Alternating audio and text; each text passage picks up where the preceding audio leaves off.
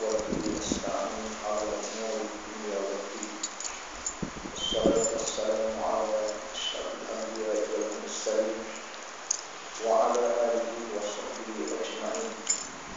اللهم رب اشرح لي صدري ويسر لي أمري واحلل عقدة من لساني يفقهوا قولي. Amma ba'd. Kasihi muslimin dan muslimat sidang jamaah, kasihi lagi dirahmati Allah.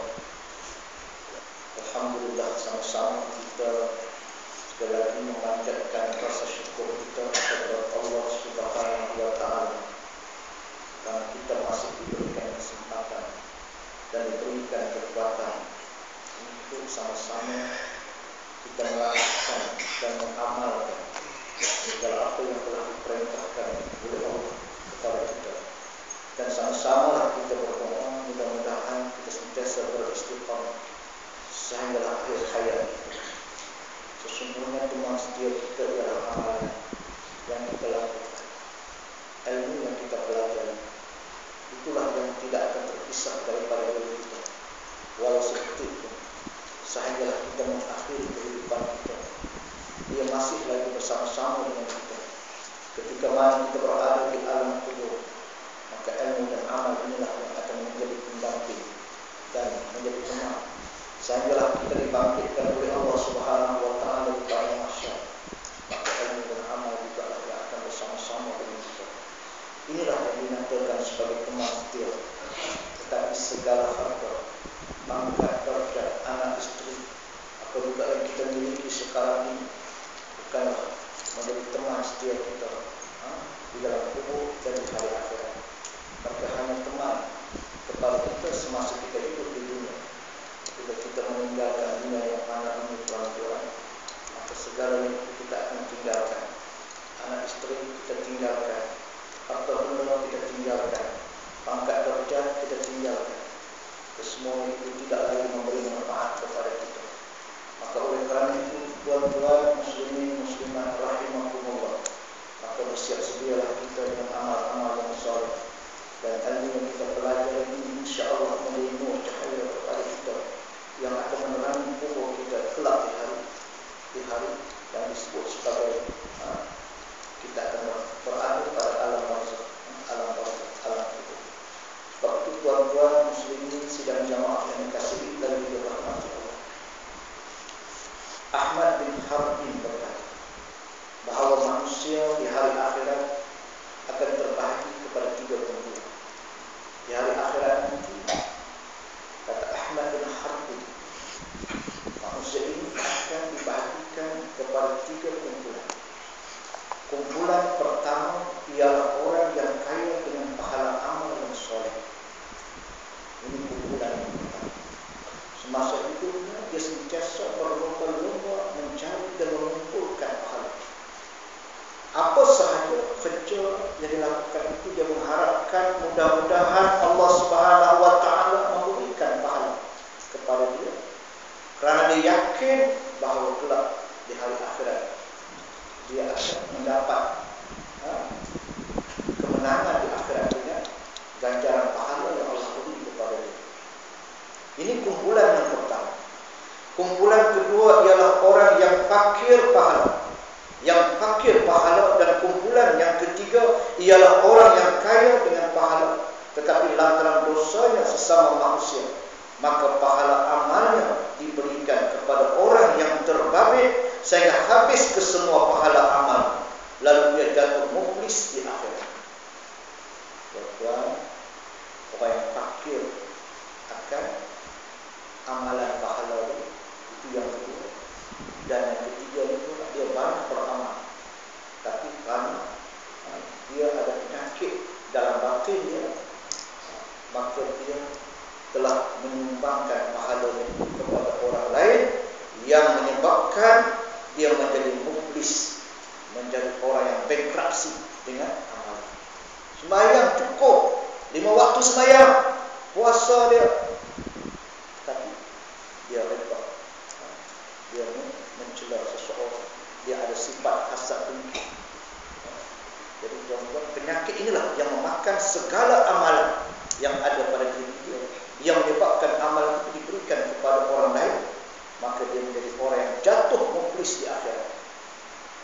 Sufyan As-Tsauri berkata, sekiranya kamu berhadapan dengan Tuhan di akhirat dengan membawa 70 peti dosa terhadapnya, maka kamu lebih mudah berbanding dengan hanya satu dosa sesama manusia.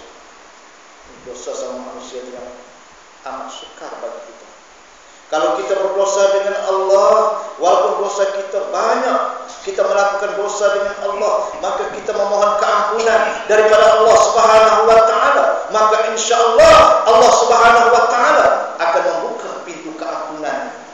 Tapi bila kita melakukan satu dosa dengan manusia, apabila manusia tidak mengampunkan, tidak memaafkan akan kesalahan kita, maka amalan kita tidak akan diterima oleh Allah, melainkan kita memohon maaf sekiranya kita melakukan kesilapan dan dosa kepada sesama manusia. Maka sebab itu Sufyan As-Tsauri menyatakan bagaimana mudahnya kita berdosa dengan Allah untuk mendapat keampunan daripada kita berdosa dengan manusia. Jadi tuan-tuan, kadang-kadang inilah merupakan salah satu kita kata penyakit ahli hadis, orang yang buat ibadah. Sebenarnya tapi dia tak boleh terima. Dia sentiasa ada prasangka buruk dalam hati dia. Dia sentiasa seolah ada satu benda yang tak kena pada dia. Orang yang buat semua salah. Kalau dia benci kepada seorang, kita tak tahu apa salah, kesilapan. Tapi kerana penyakit yang tak boleh dikikis dalam hati dia. Kalau orang yang betul-betul dia solat, dia sembahyang, dia cegah segala fahsyat dan kemungkaran. Sembahyang itu akan mencegah segala kejahatan, segala perkara fahsyat dan mungkar. Baik itu apabila Allah uji kita, Allah coba kita dengan sesuatu, apa juga musibah yang Allah turunkan kepada kita, maka salah satu di antara Allah suruh kita sembahyang. Allah suruh kita sembahyang, tuan-tuan. Ya ayyuhalladzina amanu ista'inu bis-sabri was-salah. Wahai orang yang beriman, kata Allah, bersabarlah kamu dengan kamu mengerjakan sembahyang. Jadi bila kita sembahyang, maka insya-Allah tuan-tuan, dia membersihkan segala jiwa kita dengan syarat sembahyang itu benar-benar kita sembahyang kerana Allah Subhanahu wa taala. Maka nasihat Sufyan As-Tsauri adalah merupakan tazkirah kepada orang mukmin supaya berhati-hati dan berusahalah bersungguh-sungguh untuk mengelakkan diri daripada terbabit dengan dosa atau membuat kesalahan sesama manusia. Maka kita kena sentiasa berhati-hati supaya jangan kita melakukan sesuatu kesalahan yang melibatkan sesama manusia. Satu dosa sesama manusia akan lebih menyulitkan di akhirat berbanding dengan 70 peti dosa terhadap Allah, kecuali dosa syirik. Dosa syirik memang dosa yang sangat besar. Dosa syirik dosa yang sangat besar. Tapi kalau dosa-dosa yang lain, mungkin Allah Subhanahu wa taala mengampunkan kalau kita benar-benar bertaubat kepada Allah Subhanahu wa taala. Ini kerana Allah Subhanahu wa taala sentiasa menawarkan keampunan kepada orang yang memohon keampunan atas dosa yang dilakukan terhadapnya. Sedangkan dosa sesama manusia walau sekecil manapun tidak akan diampuninya selagi urusan penyelesaiannya tidak dilakukan sesama mereka yang terbabit. Satu dosa mesti dibuat perhitungan di akhirat sehingga terpaksa menyerahkan sejumlah pahala yang setimpal dengan dosa sesama manusia yang telah dilakukan. Jadi tuan-tuan, pada ketika itu bayangkan dengan hanya satu dosa yang kita lakukan sama manusia, maka kita terpaksa menyerahkan sejumlah pahala yang setimpal dengan dosa sesama manusia. Dalam buku kita tengok, aku sembahyang ya Allah, aku puasa ya Allah, aku bersedekah ya Allah, mana dia ganjaran, mana pahala yang kau janjikan? Tiba-tiba suratan amal yang diserahkan kepada kita tidak ada ganjaran, maka timbullah satu perkara yang muskil, mana satu keraguan pada kita. Kenapa dalam kita melakukan ibadat, dalam kita melakukan amal, tidak ada tercatat dalam suratan amal? Maka diperjelaskan kepada kita, bukannya kamu hidup di dunia kamu suka menyakiti hati manusia, kecuali perkara yang benar, kecuali perkara dengan bloggers, dengan internet, dengan WhatsApp, macam-macam. Maka kita menyebarkan benda-benda yang tidak betul, dan kita menyebarkan fitnah-fitnah. Kita membuat tuduhan-tuduhan terhadap seseorang bermacam-macam.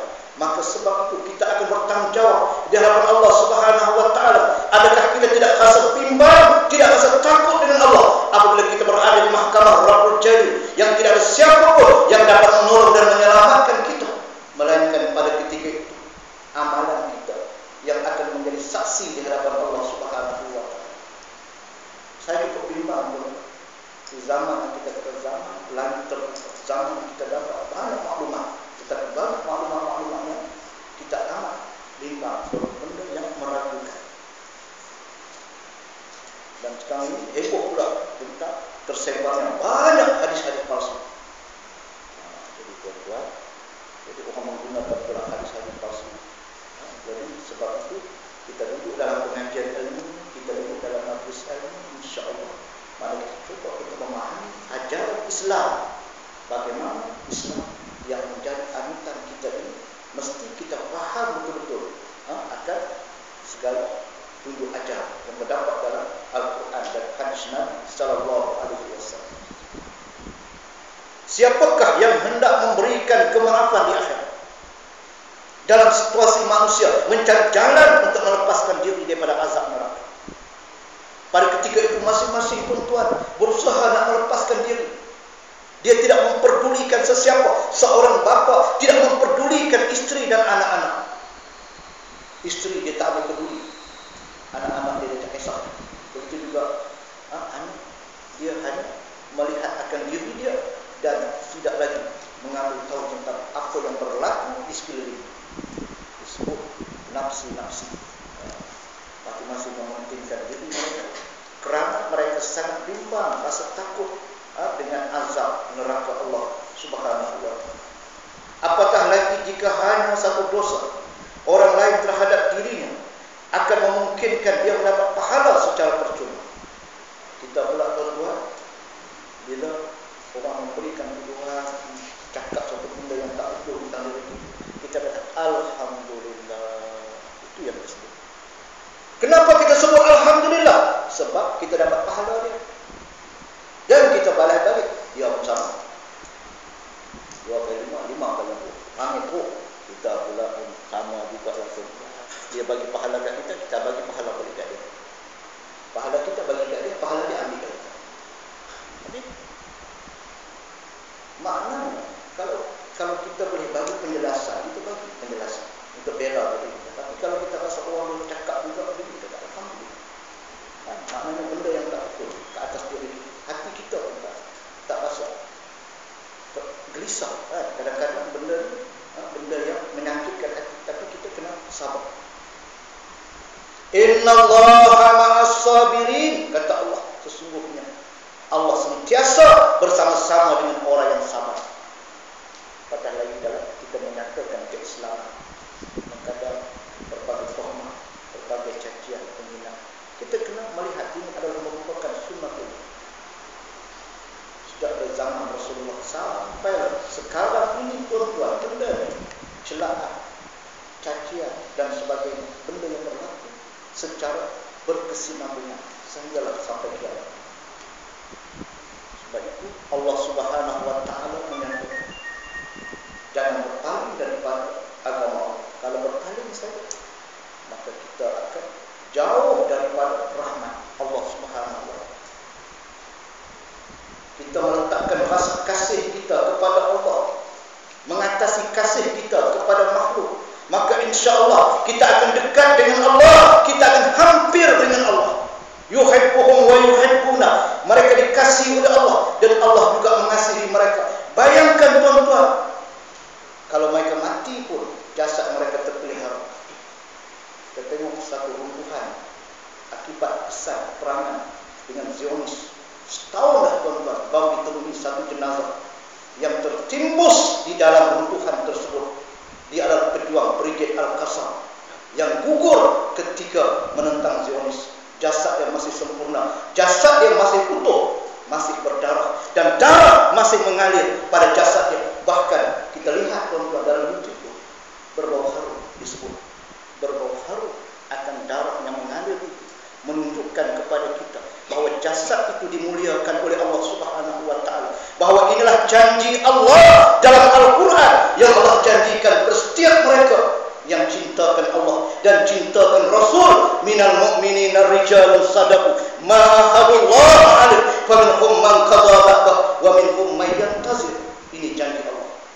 Sebab itu Khalid Al-Walid di saat kematian dia menangis teresak-esak. Kenapa aku tak mati di medan perang?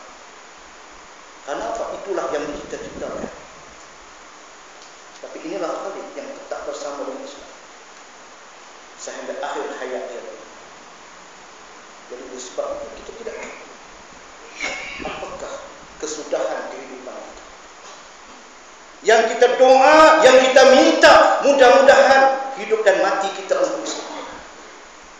Dan kita minta dalam setiap kali kita sembahyang, kita membaca surah Al-Fatihah. Dalam surah Al-Fatihah itu kita baca ihdinas siratal mustaqim. Ya Allah, tunjukkanlah kepada kami ya Allah jalan yang lurus. Maka sudah pasti kita nak supaya kaki kita berada di atas jalan yang lurus, jalan yang benar, jalan yang diredai oleh Allah. Matlamat kita nak dapat redha Allah. Jangan kita tergelincir daripada landasan saya. Ini dah sikit dah terkeluar tuan daripada landasan. Alangkah rugi. Sebab itu dalam Al-Quran Allah menyatakan ulaika humul khasirun. Mereka lah orang yang sangat rugi. Sangat rugi. Berbanding dengan orang yang terang-terang dia melakukan dosa maksiat, dah betul dah dia berada di jalan yang salah. Dah jalan dia dapat nikmat, kekayaan, kesenangan, kemewahan dunia. Bila dia mati maka dia akan diseksa, maka dia untung katanya akhirat dia mendapat balasan.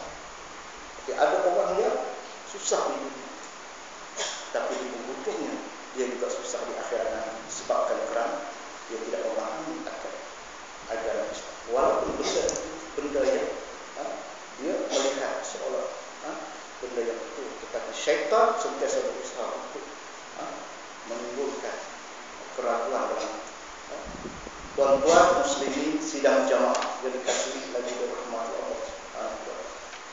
Maka sebab itu dinyatakan Islam telah menganjurkan supaya maka semua manusia telah berkira dan tidak ada tolak ansur walaupun antara bapa dan anaknya sendiri. Justru itu Islam menganjurkan supaya mengadakan wasiat sekiranya seseorang melibatkan diri dengan hutang piutang. Hutang RM5 usah buat tak tuan, RM10 nak buat surat perjanjian. Ini maksudnya hutang yang banyak. Apatah lagi hutang yang melibatkan 2.6 bilion. Hutang yang banyaklah maksud dia. Mana kita berhutang, maka kita buat satu surat wasiat, kita tulis, maka kita simpan surat tadi. Islam mengadakan wasiat. Andainya dia tidak berwasiat, maka dia dianggap berdosa. Makanya jangan berdosa. Andainya tak ada wasiat, sebab dalam perjanjian itu kadang-kadang kita terlupa. Kita mudah terlupa tentang hutang. Dalam masyarakat Melayu, perkara wasiat tidak lazim diamalkan sehingga apabila berlaku kematian tidak diketahui dan disedari bahawa orang yang meninggal itu punya tanggungan hutang. Kalau ada buku catatan tuan, senang anak-anak tengok ni abah kita ni tengok hutang banyak bukan. Mungkin anak tadi bertanggungjawab untuk melunaskan, untuk menjelaskan segala hutang si bapa. Tapi kalau tidak dicatat, tidak ditulis, bagaimana kita sebagai anak nak jelaskan hutang itu? Dah setahun meninggal kata orang. Ni nak abang ni, dulu arwah. Ni ayah kami, hutang banyak. Tak bayar lagi, kita pun garuk kepala. Kata betul ya? Mana surat ni? Tak ada lah surat, tapi memang kita mula kacau hutang. Sama dia dengan menipu kan, tapi kita dapat.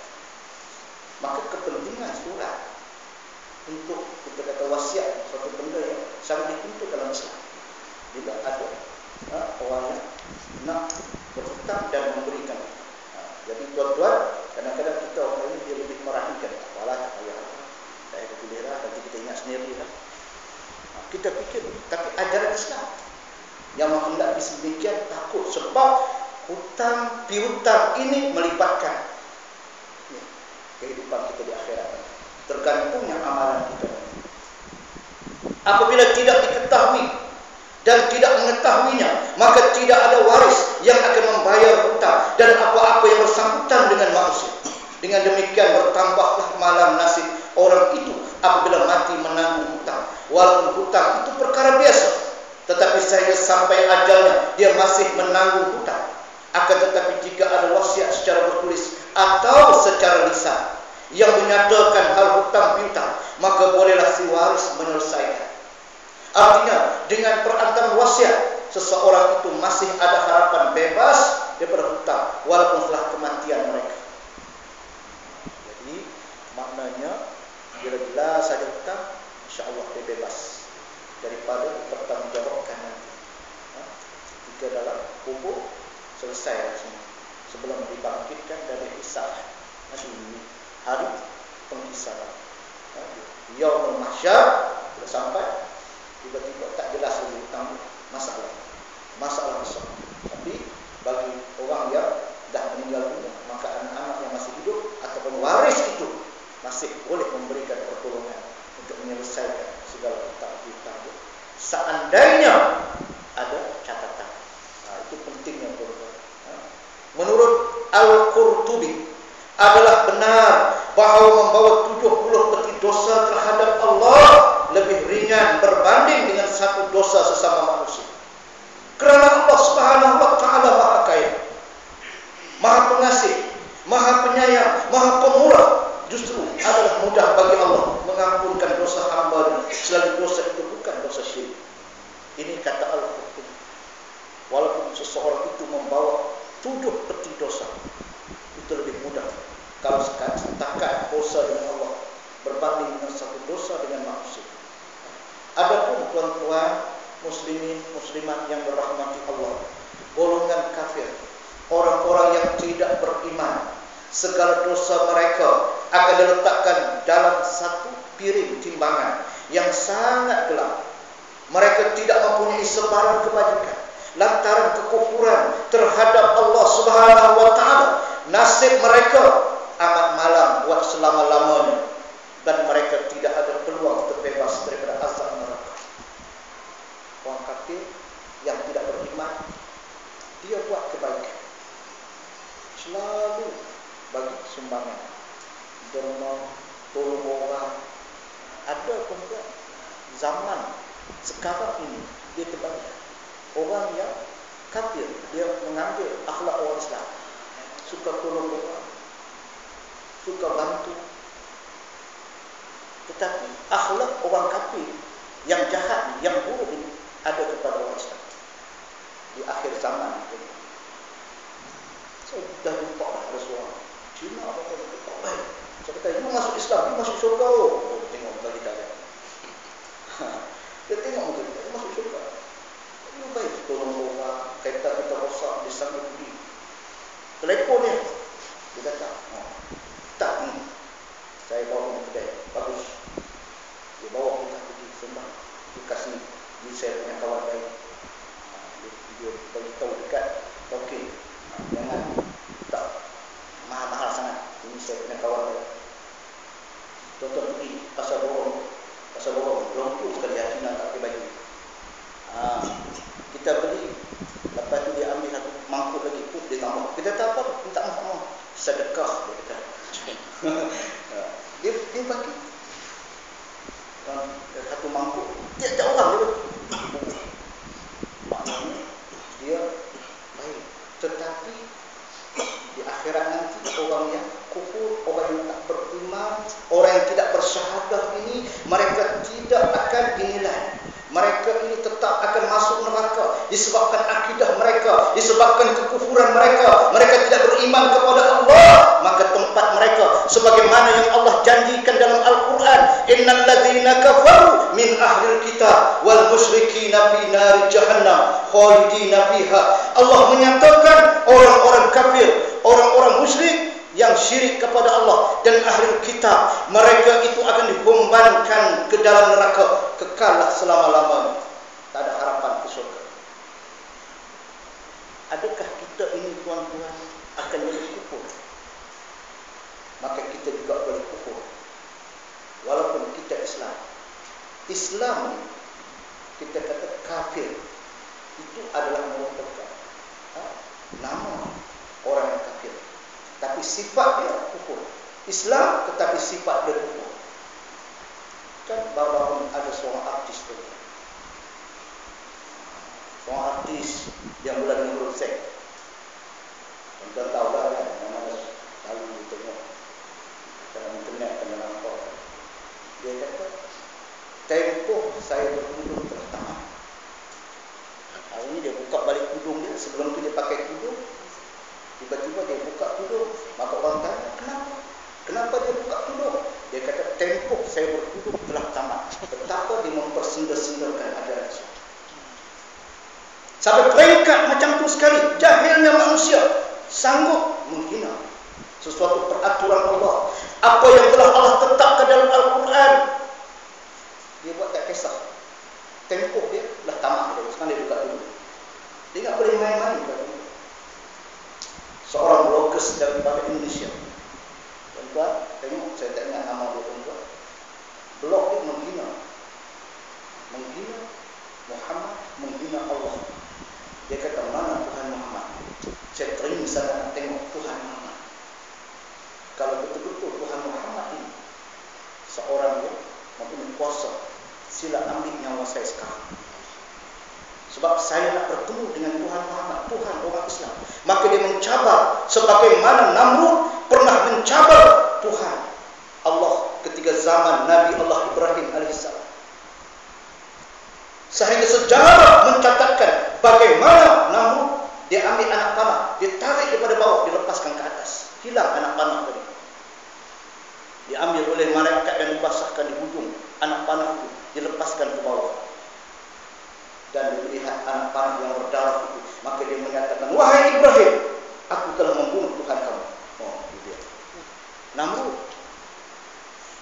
dalam debat dia dengan Nabi Allah Ibrahim, Nabi Ibrahim menyatakan, wahai Namrud, Tuhanku telah menerbitkan matahari daripada sebelah timur dan menenggelamkan matahari daripada sebelah barat. Sekiranya kamu berkuasa, maka kamu terbitkan matahari dari sebelah barat, tenggelam di sebelah timur. Dia tak lupa. Yang sebelum itu, Tuhanku yuhyi wa yumiitu, Tuhanku yang menghidupkan dan mematikan. Dia kata, aku juga boleh hidupkan dan boleh mematikan.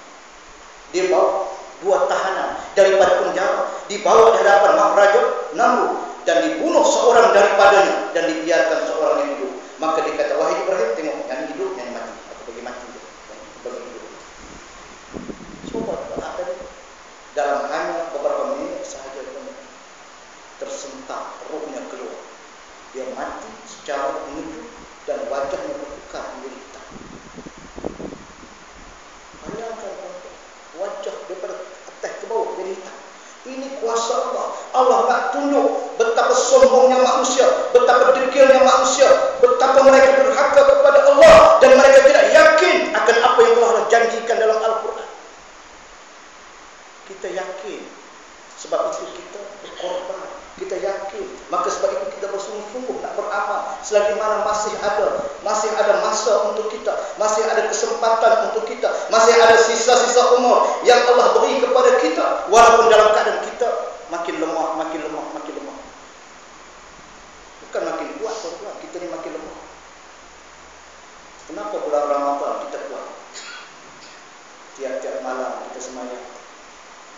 Tak cukup dengan sembahyang tarawih, kita bangun makan sembahyang tahajud. Kita sentiasa berada di masjid untuk tadarus Al-Quran sampai kita boleh khatam Al-Quran. Maknanya kita bersemangat kerana kita melihat bulan itu adalah bulan yang sangat mulia. Kerana pada ketika itu nafsu kita diikat, nafsu kita dirantai. Makna nafsu itu kita ikat, kita ikat nafsu. Lepas Ramadan itu, kita lepaskan nafsu. Kata Nabi dalam kitabnya kata teriakan dalam kitab Qawaridun Najah fil hayatid doa, dia sebut tentang suatu hadis Nabi, al-mu'min baina khamsin syada'id. Orang mukmin mereka akan berhadapan dengan 5 pintu kecelakaan. Rupanya nafsu kita ni bila kita lepas tuan-tuan, dia jadi lemah. Ibadat jadi lemah. An-nafsu tunazi'uhu, nafsu yang merangsang kita. Bila lepas sahaja kita puasa, kita lepaskan nafsu kita, rupanya dia menyebabkan amalan kita lemah. Sebab iman kita lemah, kekuatan kita lemah. Nak naik masjid pun rasa segar, rasa berat badan kita. Nak baca Quran pun belum boleh baca sampai berapa muka surat. Ini sampai setengah pun tak larat dah itu. Makan kuat tuan-tuan, lemang sebatang seorang. Pasal kenapa? Pergi hantar dekat Colombia sesak nafas. Tak pergi Colombia 4,500. Tuan-tuan, tanah nafsu. Jadi bila kita lihat, rupanya bila nafsu kita kekang, nafsu kita ikat dia, kita ikat. Dan kita lepaskan nafsu kita jadi 2 minggu lepas telefon, Ustaz, ni nak tanya, kita nak start lagi, boleh Ustaz? Kuliah. Saya kata boleh lah. Senang boleh kita semua insya-Allah. Pukul 3 petang, minggu yang muslimat Ustaz di surau kampung $4. Kita kata okey. Tak apalah, saya kata. Bagi tahu. Kita pergilah tuan-tuan pukul 3 petang, kita sampai 2 orang. 2 orang je ya. Mana lagi? Saya Ustaz kita ada kita orang Melayu ni puasa sebulan, raya pun sebulan. Raya puasa 29 hari. Bulan Ramadan, Syawal 30 hari. Lebih 1 hari lagi. Maknanya kita raya lebih 1 puasa 29. Jadi inilah syaitan sentiasa berusaha nak melalaikan kita. Seronok kita ni kadang-kadang boleh berlaku. Maka kita kena muhasabah. Banyak kita muhasabah dia. Hasabu anfusakum qabla an tuhasab. Hisablah diri kamu, hitunglah diri kamu sebelum kamu dihisab di hadapan Allah Subhanahu wa taala. Bila sampai peringkat macam ni tuan-tuan, kita dah bawa amalan kita nak sembah kepada Allah. Kita menyesal pun tidak ada makna lagi, tak ada faedah. Orang yang beriman, orang yang bertakwa ini, maka segala amalannya akan ditimbang di atas satu piring. Letak sahaja amalan dia, keluar cahaya. Dia keluar cahaya. Itu menandakan sesuatu yang baik bagi kita. Sebab amalan kita diterima oleh Allah Subhanahu wa taala. Ada orang kafir munafik, letak saja jadi gelap. Ceper ataupun piring jadi gelap. Bayangkan tuan-tuan. Dia tuan-tuan nak tahu sama ada kita lepas tak lepas dalam kubur lagi, kita dah tahu. Bila malaikat datang bersuara suratan amal, tak pandang wajah, itu satu pertanda kubur. Kalau dia masuk saja jasad dalam kubur, dia datang serahkan suratan amal, dan kita tengok amalan kita, dia beri dengan tangan kanan. Maka kita boleh tengok, ya Allah, alhamdulillah, syukur selama ni dah 40 tahun. Lepas kita akhir balik, kita buat amalan baik, kita sentiasa ikut apa yang diajar oleh Islam, maka kita melihat segala amalan kita diterima oleh Allah. Dalam suratan amal kita ditunjukkan kepada kita bagaimana kita catat segala kebaikan-kebaikan yang kita lakukan. Maka apa yang kita sebut, tuan-tuan, kita sebut alhamdulillah. Aku dah jaga umurku dengan sebaik-baiknya. Dia ditanya, umur kamu kemana kamu gunakan? Ini pertanyaan yang kita jawab nanti. Masa muda, kemana kamu gunakan masa muda? Masa muda pun tanya. Ini masa muda kita habis untuk kita berseronok. Sebab itu anak-anak muda yang kita tengok berada di atas jalan raya, merunting. Sekarang itu ada satu trend. Orang muda kita, termasuk juga orang pertengahan umur, dia isap benda tu, yang keluar asap banyak, yang pakai elektrik, apa nama dia? Macam shisha dia ada temakau juga, shisha tapi dia pakai basak bulu.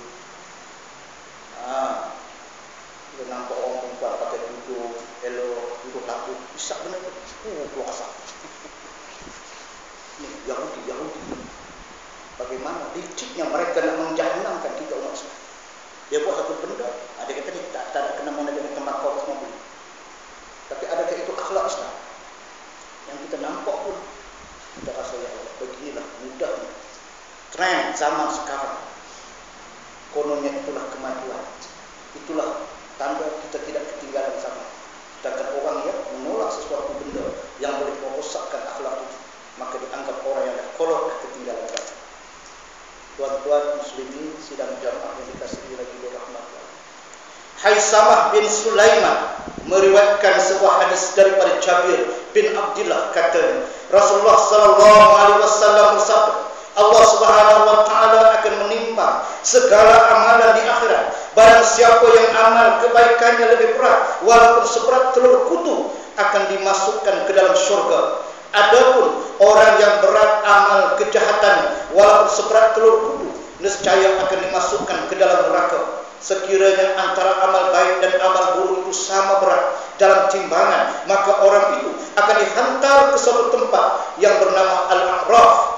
Mereka tidak akan ke syurga dan tidak juga ke neraka. Ini kata Haisamah bin Sulaiman. Walaupun ashabul A'raf tidak dimasukkan ke dalam neraka, namun mereka amat kesal kerana tidak berjaya memasuki syurga, kerana timbangan amal baik dan amal buruk mereka sama berat. Mereka tidak dapat berbuat apa-apa, kerana apabila seorang sampai di akhirat, maka sudah berakhirlah segala dosa, usaha dan ikhtiar iblis. Macamlah juga orang mati tuan, dia tak akan balik ke dunia lagi. Jangan ada andaian-andaian yang tidak ada nas, tidak ada sandaran. Kita ni kalau buat baca doa ni, roh tu dah ada dulu, tengok ada dua tapi dia tengok alhamdulillah, hampa baca doa untuk aku syukur. Ada orang cerita macam tu. Dia kata roh tu balik hidup dalam majlis penduduk arwah. Mana dia hadis dia, mana ada nak. Orang dah mati tak ada kena mengenal dengan dunia. Dia cuma doa saja kita kirim, doa saja kita hantar dekat dia, dia balik tak ada. Sobat buat kita kat dunia, takkan kita boleh balik semula ke alam rahim? Alam rahim yang kita dalam perut ibu dulu kan. Adakah kita di dunia kita boleh balik semula duduk dalam rahim? Tak boleh. Begitu juga alam kubur. Bila alam kubur selesai, dia tak balik semula untuk dia tengok apa yang ada dekat dunia ini. Mana itu hanya andaian-andaian. Roh tu balik, dia pun tengok alhamdulillah, hampa baca doa untuk aku alhamdulillah. Itu apa cerita tak ada. Dia punya nas-nas hadis dan sebagainya tidak ada. Jadi ashabul a'raf ini tidak dimasukkan ke dalam neraka. Ashabul a'raf mereka amat kesal kerana tidak berjaya untuk memasuki syurga, kerana timbangan amal baik dan amal buruk mereka sama berat. Mereka tak boleh buat apa-apa. Tak boleh buat apa-apa. Betapa kesalnya ashabul a'raf tidaklah terkira. Padahal jika mereka mempunyai amal kebanyakan sekadar seberat telur kutu sahaja pun sudah memadai untuk mereka dapat memasuki syurga Allah Subhanahu wa taala. Walaupun dia tidak dimasukkan ke dalam neraka, namun mereka dikira azab juga, yaitu azab derita jiwa menanggung sesalan yang tidak terkira kerana tidak berusaha membanyakkan amal kebajikan seperti ahli syurga. Walaupun mereka mempunyai masa yang terluang untuk melakukan, mereka juga sebenarnya dalam keadaan sedih berduka cita. Kenapalah itu sedih? Dia lagi kita buat baik. Kalaulah sekiranya ditimbang berat, seberat biji telur kutu, aku dah masuk syurga. Tapi kenapa jadi sama berat? Sehingga kan nak syurga dan neraka pun tidak. Dan mereka menyesal, mereka rasa duka cita, mereka rasa sedih pada ketika itu. Dan itu juga merupakan azab bagi mereka. Rumah tak jauh dari masjid, hanya beberapa langkah sahaja boleh sampai ke masjid. Kenapakah aku tidak memarahkan masjid? Kenapakah aku tidak pergi ke masjid berjamaah? Sedangkan tuan-tuan, pahala berjamaah ini sangat besar. Dia mula terfikir, mengapa, kenapa? Pada ketika itu segala pertanyaan itu dia sendiri yang dapat menjawab. Tak payah orang jawab. Kalau kata kenapa, dia akan jawab. Mengapa, dia juga akan jawab sendiri. Dia dah tahu dah jawapan. Kita semayang. Dalam kita semayang, ada orang yang pada hari tersebut doa dia diterima oleh Allah kerana dosanya paling sedikit. Walaupun imam baca doa, kita tak disuruh membaca doa sebagaimana imam baca. Kalau ada imam, dia berkali belakang, semua makmum jemaah semua ikut tahu. Rabbana gemar dalam masjid, ikut imam baca doa. Imam tu bengok, dia tak tahu konsep berjemaah ni, imam saja baca doa. Makmum ni, dia cuma aminkan doa. Macam saya pergi BTN lagi tuan-tuan, dia punya ceramah dia kata, baca doa yang lain ikut. Saya kata tengok, kalau budak-budak boleh tak tuan-tuan? Ni ustaz-ustaz semua tak perlu mengajar ke masjid-masjid tu. Nak makan, seorang baca, yang lain ikut. Rabbana Allahumma barik lana. Seorang dia baca, yang lain tak payah ikut. Kalau anak kita bolehlah, anak kita nak didik dia, kita nak ajar dia supaya dia hafal doa. Ikut abah baca, Allahumma barik lana. Anak kita pada tengok kita, Allahumma barik lana. Ulang lagi sekali, Allahumma barik lana. Dia ikut kita. Kita ajar dia. Kenapa? Kita hanya aminkan doa. Sebab doa ini Allah terima. Walaupun seorang, maka semua akan datang. Pak Imam, Allah tak terima doa tu sebab bawa berkelahi dengan ini. Baru tengkar dengan isteri. Ini nak makan ketam renjong. Sepit biru, RM35 sekilo. Kau senang cari-cari jumpa dekat pasar mata. Oh, beli. Balik tak nak masak. Gulai masak rempah. Oh, isteri kata, macam mana dia nak masak ni? Masak. Nanti balik masjid. Saya tanya, malam ni masjid mana sebenarnya? Masjid Lama Taipei. Nanti balik nanti siap kena makan. Mayang pun tak khusyuk tuan. Allah, dia tanya, sedap petang lama nak makan. Petang isi penuh, bulan penuh, isi penuh. Dia tengok bulan tuan petang. Kalau bulan penuh, belilah petang. Penuh isi. Kalau bulan gelap, tak ada isi. Kosong. Okey tak? Tak sempat imam habis baca doa, dia berdoa balik. Ingat masa petang. Macam orang menginjak tuan. Sampai-sampai balik rumah, seperti tak ada siap dari dah untuk beri makan. Buka-buka tudung tu dia 4 ekor ketam. Ketam renjong split biru. Masak gulai. Dia pun ambil pinggan kosong. Mana nasi? Nanti ambil. Pergi dekat periuk nasi tuan-tuan rasa buka-buka tengok tu dia tak tekan benda tu. Rupanya tak tekan. Mengamuk sakan. Tunggu meja. Baru 48 tahun. Nyanyuk. Tak ingat. Buat kerja apa tak tahu lah kat rumah ni. Marah isteri siap terang meleleh yang makan. Bukan apa tadi kita tengah nak masak. Kucing duduk gaduh kat depan. Takut terberak. Pergi lari halau kucing. Terlupa nak tekan. Terlupa nak tekan. Bergaduh 3 hari tak teguk tuan-tuan. Pasal ketam. Benda kecil. Kena doa Allah nak amal. Kena doa Allah nak terima. Kalau penyakit hati, sifat amarah ni masih kuat dalam diri. Pemungkaran maksiat berlaku. Kita tak ada sensitif. Kita sekarang tuan-tuan nak pergi. Di siang pula dia dah tak nak di Malaysia, tak mau dah. Tak mau dah di Malaysia. Jatuh teruk. Ni saya tak tahulah. 18, 19, 20, 21. Nak pergi Brunei. Pergi Brunei ni duit dia tinggi. Pakai pi saja. Tak ada beli apa. Cuma kita nak pergi tengoklah untuk syariah. Kalau dapat dialog sikit, buat perniagaan dengan jabatan jabatan agama untuk cerita sikit. Kata nak pergi beli barang tak ada. Duit kita pun. Orang tanya saya, Ustaz, banyak mana lah 26 bilion sebenarnya dia cakap perak. 26 bilion, dia ingat macam 26 ribu. Tuan-tuan belanja satu hari tuan-tuan. Satu hari kalau belanja 5 ribu. Bukan sebulan, satu hari 5 ribu belanja. Nak habis duit 2/6 pengambil ialah selama 1400 tahun. Itu dia. 104 kalau berkaedah 100 tahun 1400 tahun. Maknanya bayangkan betapa keturunan boleh makan duit tadi. Kita nampak pada angka tapi besar. Sebab itu hari ini kita lihat bagaimana bila manusia ini telah dilekakan dengan kehidupan dunia, menyebabkan lemahnya kita umat Islam dan menyebabkan kita sentiasa ditindas ekonomi kita. Sebab itu doktor, bila kita buat satu perbincangan dulu dengan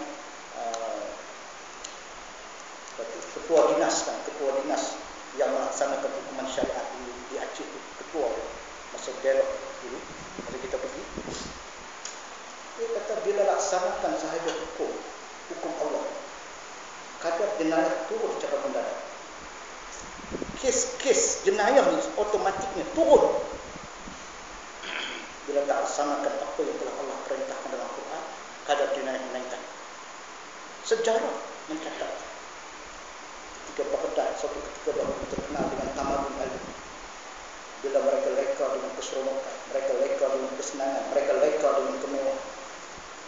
Apa yang terjadi kepada Baghdad? Jatuhnya Baghdad ketika itu sebagai pusat tamadun ilmu.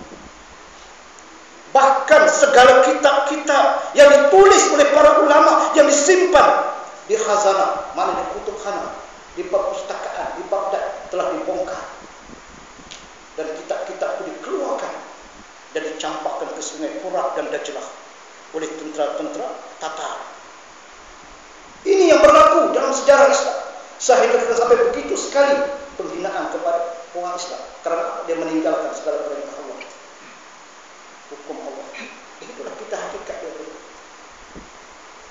Maka sebab itu, walaupun banyak orang yang masih lagi dalam keadaan dilekakan dengan kepentingan tertentu, maka kita mestilah bertanggungjawab. Kita mempertahankan agar kita dapat hidup di bawah satu syariat Islam, undang-undang Allah Subhanahu wa taala yang insya-Allah akan mengembalikan kecemerlangan Islam, kegemilangan Islam sebagaimana yang diperjuangkan oleh para sahabat-sahabat Rasulullah sallallahu alaihi wasallam. Sehingga kan tidak mengira apa kedudukan tuan-tuan. Ketika mana Ali bin Abi Thalib dibicarakan di mahkamah, apabila dia menuduh bahawa Yahudi ini telah menyebutkan batu besi, hakim memutuskan bahawa Ali mesti mendatangkan bukti dan saksi, tetapi dia tak dapat mendatangkan saksi. Maka diserahkan kepada Yahudi. Maka Yahudi itu melihat inilah keadilan. Walaupun sebenarnya dikebut, tapi dia melihat itulah keadilan yang tidak mengira apa kedudukan. Walaupun Amirul Mukminin sekalipun, maka dia memilih untuk memeluk agama Islam. Tuan-tuan muslimin sidang jamaah kita sekalian, maka kita ada lagi berapa alam yang akan kita lalui. Kita sekarang berada dalam dunia dan kita tak tahu bila sampai masa dan ketikanya kita berpindah dan berhijrah ke alam yang ketiga, yang darul jaza, alam di mana kita tidak perlu untuk beramal. Tak diperlukan lagi beramal, melainkan kita hanya mendapat balasan daripada amalan kita. Yang disebut sebagai darul jaza, kita mendapat balasan.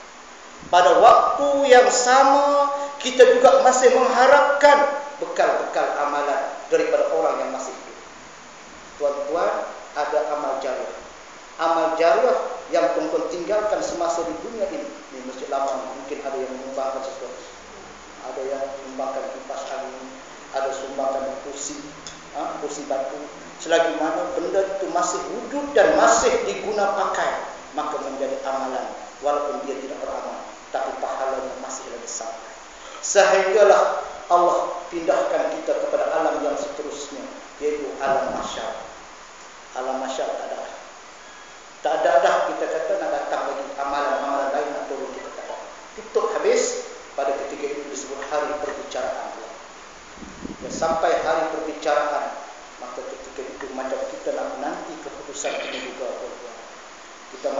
ilmu juga kerja. Dia tanya macam-macam sampai kita pun boleh jawab. Kita keluar daripada bilik, kita pun tunggu. Orang tanya, "Mai, cara cerita guru kata tak tahu lah.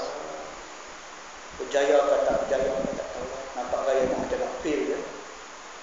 Begitulah. Hal ataka hadisul ghasyiyah wujuhu yawma idzin khashi'ah.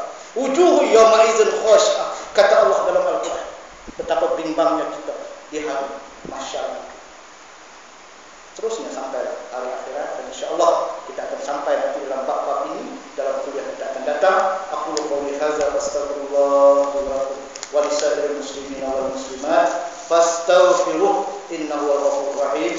A'udzu billahi minasy syaithanir rajim. Bismillahirrahmanirrahim. Alhamdulillahirabbil alamin wassalatu wassalamu ala asyrafil anbiya'i wal mursalin wa ala alihi wa sahbihi ajma'in. Allahumma arina al-huda